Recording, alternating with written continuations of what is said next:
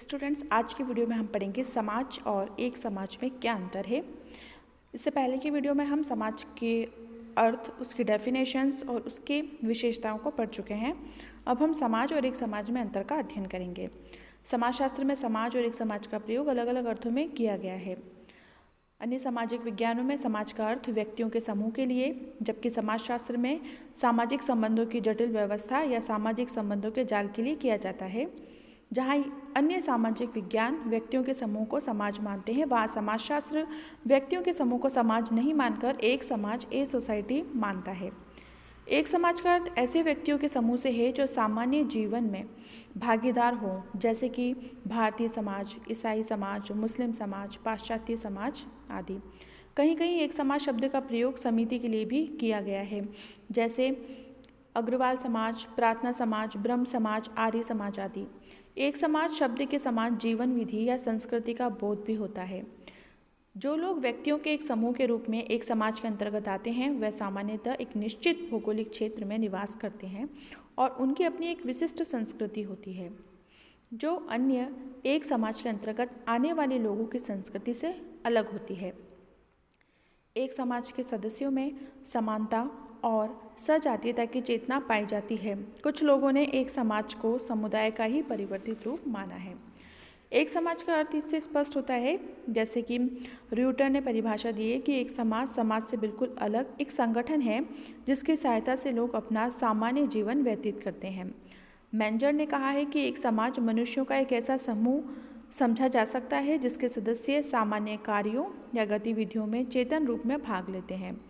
Morris Ginsberg ने कहा है कि एक समाज व्यक्तियों का वह संग्रह या समूह है जो किन्हीं संबंधों या व्यवहार के तरीकों के द्वारा संगठित हैं, जो उन्हें उन दूसरे व्यक्तियों से पृथक करते हैं जो उन संबंधों में बंधे हुए नहीं हैं या जो व्यवहार में उनसे भिन्न हैं। ग्रीन ने कहा है कि एक समाज वह सबसे बड़ा समूह है जिसका कोई भी व्यक्ति सदस्य होता है। एक समाज एक जनसंख्या, संगठन, समय, स्थान और अभिरुचि से बना होता है। एक समाज की सभी परिभाषाओं से यहाँ पे स्पष्ट होता है कि एक समाज में कुछ महत्वपूर्ण बातें पाई जाती है, जैसे कि यह व्यक्तियों का एक समूह है, इसके सदस्य सामान्य क्रियाकलापों या गतिविधियों में चेतन रूप से भाग लेते हैं और ये सामाजिक संबंधों, व्यवहार, जीवन विधि और संस्कृति की दृष्टि से अन्य एक समाज के अंतर्गत आने वाले समूहों से भिन्न होते हैं। यहाँ पे स्पष्ट हो जाता है कि जहाँ समाज एक अमूर्त अवधारणा है, वहीं समाज एक मूर्त अवधारणा है। समाज सामाजिक संबंधों की एक जटिल व्यवस्था है, जबकि एक समाज सामान्य जीवन में चेतन रूप से भाग लेने वाले व्यक्तियों का एक समूह है। समाज और एक समाज में अंतर को समझने के लिए हमें इसके कुछ आंतरिक अंतरों को भी समझना पड़ेगा, जैसे कि समाज सामाजिक संबंधों की एक जटिल व्यवस्था है, जबकि एक समाज व्यक्तियों का एक समूह है। सामाजिक संबंधों के अमूर्त होने के कारण हम इससे निर्मित व्यवस्था अर्थात समाज को भी अमूर्त मानते हैं। एक समाज मूर्त है क्योंकि ये व्यक्तियों का एक समूह है जिसे हम देख सकते हैं। समाज एक जटिल व्यवस्था है, जबकि एक समाज, ए सोसाइटी, अपेक्षाकृत एक सरल संगठन है। समाज का अपना कोई भौगोलिक क्षेत्र नहीं होता है, जबकि एक समाज का अपना एक निश्चित भौगोलिक क्षेत्र होता है। समाज में व्यक्ति का उत्तरदायित्व असीमित होता है, जबकि एक समाज में सीमित होता है। समाज में विभिन्न व्यक्तियों के व्यवहारों और मनोवृत्तियों में काफ़ी भिन्नता देखने को मिलती है, जबकि एक समाज में इनमें काफ़ी समानता पाई जाती है। एक समाज का आकार काफ़ी छोटा होता है, जबकि समाज का आकार व्यापक होता है। समाजशास्त्र समाज विशेष या एक समाज का अध्ययन नहीं करके समाज का अध्ययन करता है, जो कि सामाजिक संबंधों की एक जटिल व्यवस्था है। समाज की प्रकृति को समाजशास्त्र के माध्यम से भली भांति समझकर ही व्यक्ति के जीवन को उन्नत करने और सामाजिक जीवन को सफल बनाने का प्रयत्न किया जा सकता है। इसके बाद हम पढ़ेंगे कि समाज के प्रकार कौन कौन से हैं, टाइप्स ऑफ सोसाइटी। समाजशास्त्र समाज का अध्ययन करता है और समाज को हम उस समय तक पूरी तरह से नहीं समझ सकते जब तक कि उसके प्रकारों के बारे में जानकारी प्राप्त नहीं कर ली जाती। पहला प्रकार है परंपरागत एवं मुक्त समाज, ट्रेडिशनल एंड ओपन सोसाइटी। सबसे पहले हम यहाँ पे देखेंगे कि परंपरागत समाज किसे कहते हैं और इसकी विशेषताएं कौन कौन सी हैं। परंपरागत समाज में परंपराओं और प्रथाओं का विशेष महत्व होता है। परंपरागत समाज में धर्म का जीवन के विभिन्न क्षेत्रों में काफ़ी प्रभाव पाया जाता है। व्यक्तियों के विश्वासों, दृष्टिकोणों और व्यवहार में धार्मिक या आध्यात्मिक तत्वों की प्रधानता देखने को मिलती है। ऐसे समाज में विज्ञान को कोई महत्व नहीं दिया जाता। व्यक्तियों की परिस्थिति और भूमिका का निर्धारण अधिकतर परंपराओं के आधार पर और कहीं कहीं जन्म के आधार पर होता है। व्यक्तियों के व्यवहारों को नियंत्रित करने या सामाजिक नियंत्रण को बनाए रखने में धर्म, नैतिकता, प्रथा, परंपरा, रूढ़ि और जनमत का विशेष महत्व होता है। ऐसा समाज प्रौद्योगिकी की दृष्टि से विकसित नहीं होता है और इसी कारण यहाँ श्रम विभाजन और विशेषीकरण भी नहीं के बराबर होता है। ऐसे समाज में भाग्यवादिता और रूढ़िवादिता का काफ़ी प्रभाव पाया जाता है।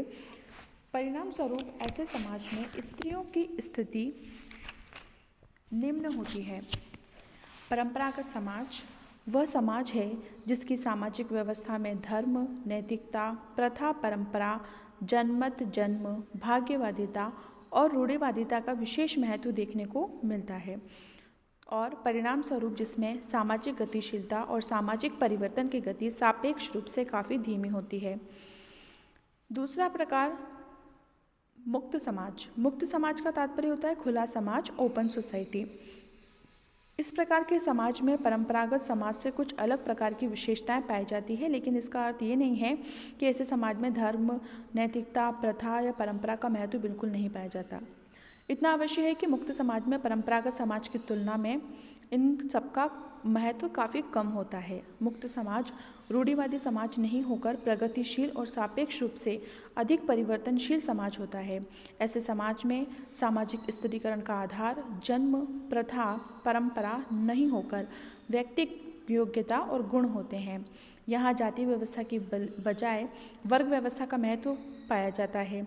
ऐसे समाज में जन्म, जाति, प्रजाति आदि के आधार पर व्यक्ति की सामाजिक परिस्थिति और भूमिका का निर्धारण नहीं होकर शिक्षा, धन, गुण, योग्यता, व्यवसाय आदि के आधार पर होता है। ऐसे समाज में सामाजिक नियंत्रण के औपचारिक साधनों जैसे कि कानून, पुलिस, प्रशासन, अदालत आदि का अनौपचारिक साधनों प्रथा, जनमत, रूढ़ि, धर्म, नैतिकता की तुलना में अधिक पाया जाता है। मुक्त समाज में विज्ञान का व्यापक प्रभाव देखने को मिलता है। मुक्त समाज ऐसा समाज है जिसकी सामाजिक व्यवस्था में धन, शिक्षा, व्यक्तिगत गुण या योग्यता आदि को विशेष महत्व दिया जाता है और जिनके आधार पर व्यक्ति की सामाजिक परिस्थिति का निर्धारण होता है। ऐसा समाज रूढ़िवादी नहीं होकर प्रगतिशील और परिवर्तनशील होता है, जिसमें सामाजिक गतिशीलता अधिक पाई जाती है और सामाजिक परिवर्तन की गति तुलनात्मक दृष्टि से तीव्र होती है। आदिम समाज और सभ्य समाज।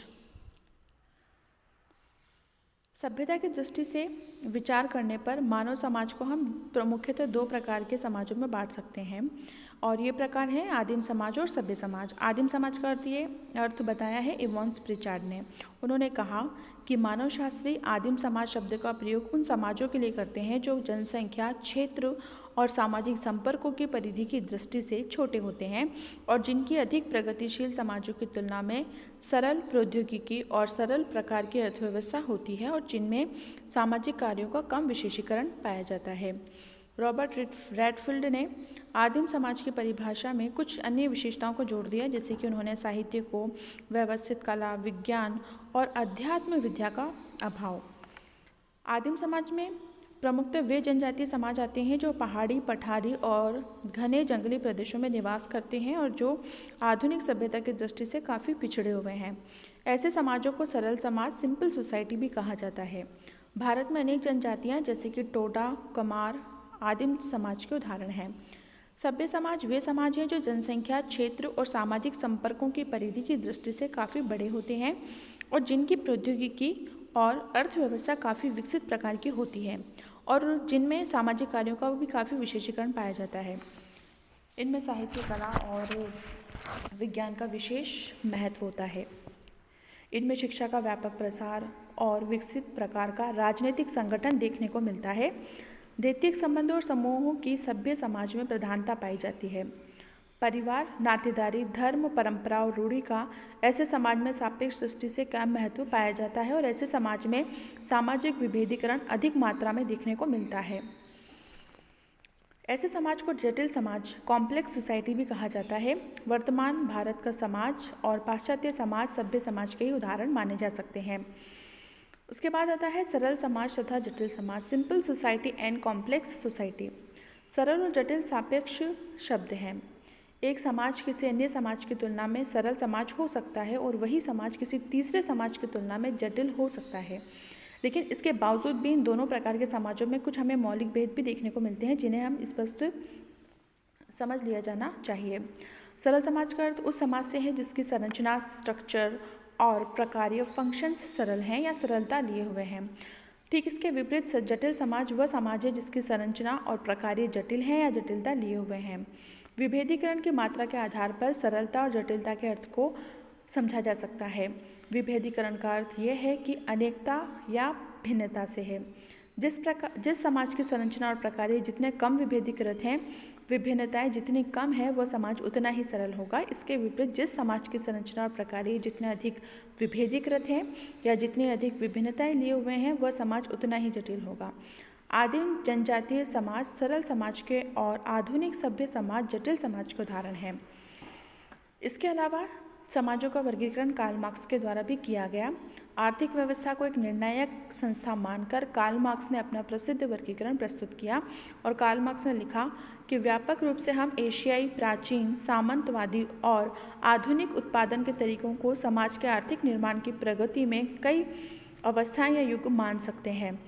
अन्य स्थान पर आपने तथा एंजल्स ने आदिम साम्यवादी, प्राचीन समाज, सामंतवादी समाज और पूंजीवाद को मानव इतिहास का प्रमुख युग कहा है।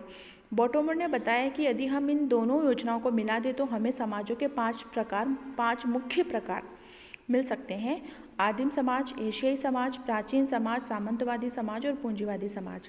तो सबसे पहले हम यहाँ पे देखेंगे कि आदिम समाज, प्रिमिटिव सोसाइटी क्या है, किसे कहा गया है। इसे आदिम साम्यवादी समाज भी कहा गया है और ऐसे समाज में उत्पादन के साधनों पर पूरे समुदाय का समान अधिकार होता है, न कि किसी व्यक्ति विशेष या कुछ व्यक्तियों का। उत्पादन प्रणाली आदिम प्रकार की होती है। लोग तीर, कमान और पत्थर के कुछ औजारों और हथियारों की सहायता से थोड़ा बहुत उत्पादन करते हैं, पशुओं का शिकार करते हैं और अपनी आवश्यकताओं को पूरा कर लेते हैं। संयुक्त श्रम के आधार पर जो कुछ उत्पादन होता है उसे सब लोग आपस में बांट भी लेते हैं और ऐसे समाज में ना तो वर्गभेद पाया जाता है और ना ही व्यक्तियों का शोषण होता है। दूसरा प्रकार बताया है एशियाई समाज, एशियन सोसाइटी। मार्क्स ने भारत को एशियाई समाज का एक उदाहरण माना है। आपने एशियाई समाज की परिभाषा करते हुए कहा था कि यह एक ऐसा समाज है जिसकी कृषि प्रधान आर्थिक व्यवस्था उत्पादन की छोटी इकाइयों पर आधारित है, साथ ही जिसमें केंद्रीय, राज्य और नौकरशाही है, जिसकी शक्ति जलपूर्ति नियमन पर निर्भर करती है। ऐसे समाजों में कृषि उत्पादन छोटी छोटी इकाइयों के द्वारा किया जाता है और राज्य तथा नौकरशाही जलपूर्ति से संबंधित कुछ कार्यों को संपन्न करते हैं। तीसरा प्रकार है प्राचीन समाज, एंसाइंट सोसाइटी। ऐसे समाज की प्रमुख विशेषता परंपराओं का विशेष बोलबाला होता है। व्यक्तियों के व्यवहारों का निर्धारण परंपराओं के द्वारा ही होता है। ऐसे समाजों में उत्पादन की प्रणाली अधिक विकसित नहीं होती और लोग पशुपालन और खेती का कार्य साधारणतः कम विकसित औजारों की सहायता से करते हैं। ऐसे समाज में निजी संपत्ति की धारणा के होने से संपत्ति का असमान वितरण पाया जाता है। परिणाम स्वरूप आर्थिक आधार पर बने वर्ग देखने को मिलते हैं।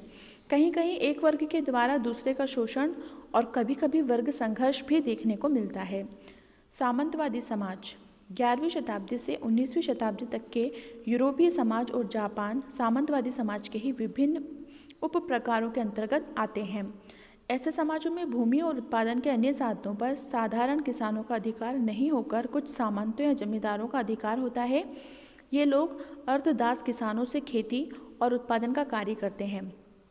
निजी संपत्ति की विकसित धारणा के कारण इस प्रकार के समाजों में संपत्ति का असमान वितरण भी हमें देखने को मिलता है।